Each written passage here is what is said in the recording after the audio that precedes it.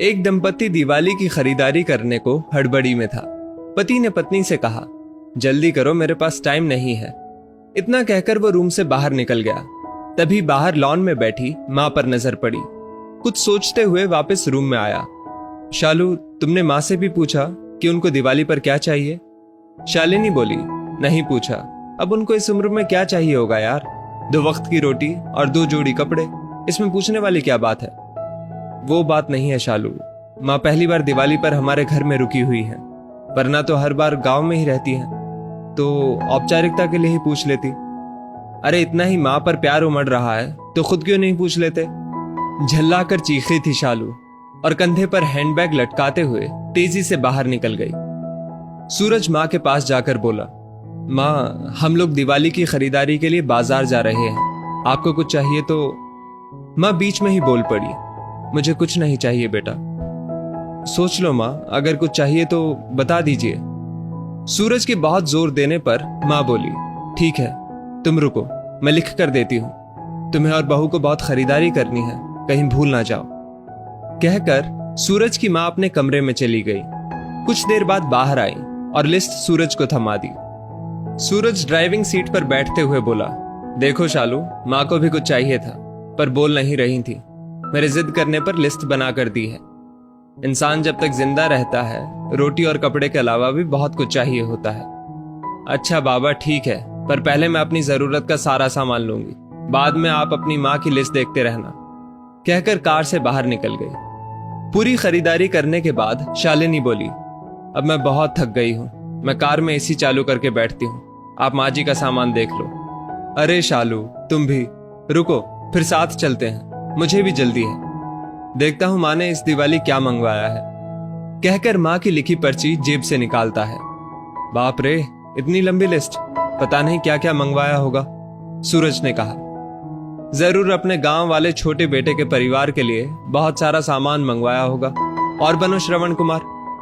कहते हुए शालिनी गुस्से से सूरज की ओर देखने लगी, पर ये क्या? सूरज की आंखों में आंसू और लिस्ट पकड़े हुए हाथ सूखे पत्ते की तरह हिल रहा था, पूरा शरीर कांप रहा था। शालिनी बहुत घबरा गई। क्या हुआ? ऐसा क्या मांग लिया है तुम्हारी मां ने? कहकर सूरज के हाथ से पर्ची झपट ली। हैरान थी शालिनी भी, इतनी बड़ी पर्ची में बस चंद शब्द ही लिखे थे।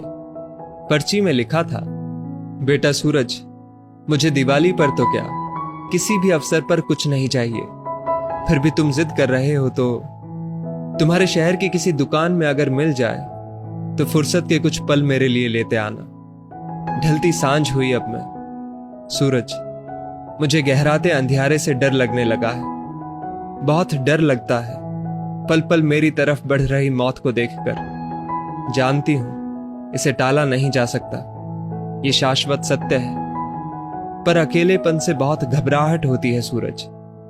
तो जब तक तुम्हारे घर पर हूं, कुछ पल बैठा कर मेरे पास, कुछ देर के लिए ही सही, बांट लिया कर मेरे बुढ़ापे का अकेलापन। बिन दीप जलाए ही रोशन हो जाएगी मेरे जीवन की सांझ।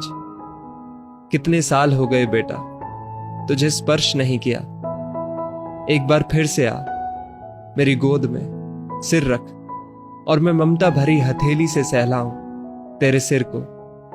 एक बार फिर से इतराए मेरा हृदय मेरे अपनों को करीब, बहुत करीब पाकर, और मुस्कुरा कर मिलूं मौत के गले। क्या पता अगली दिवाली तक रहूं ना रहूं।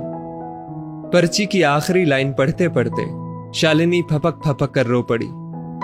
ऐसी ही होती है मां।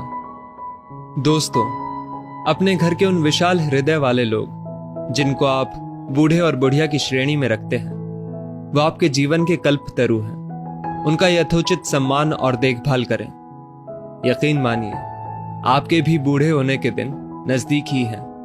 उसकी तैयारी आज से कर लें। इसमें कोई शक नहीं कि आपके अच्छे बुरे कृत्य देर सवेर आप ही के पास लौट कर आने हैं। यदि इस वीडियो ने आपका दिल छू लिया हो तो इसे लाइक शेयर अवश्य करें, और ऐसी ही बेहतरीन वीडियोस के लिए हमारा पेज जरूर फॉलो करें।